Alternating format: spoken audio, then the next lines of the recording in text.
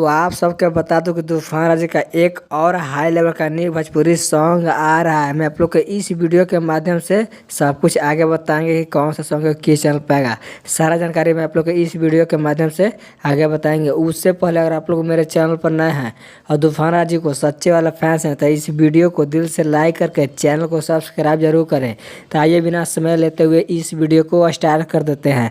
सबसे पहले मैं आप लोग को बता दूं कि जो तूफान राजा का न्यू सॉन्ग आ रहा है उसका अभी पोस्टर नहीं आया है, लेकिन आप सबके बीच बहुत जल्द पोस्टर आ जाएगा 2 से 4 दिन के बीच।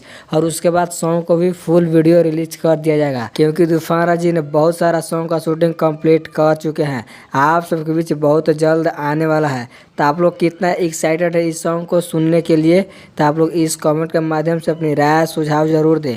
और अभी तक मेरे चैनल को सब्सक्राइब नहीं किए हैं तो सब्सक्राइब कर लेते। आज का वीडियो यहीं तक रहने देते हैं, तो मिलते हैं नेक्स्ट वीडियो में।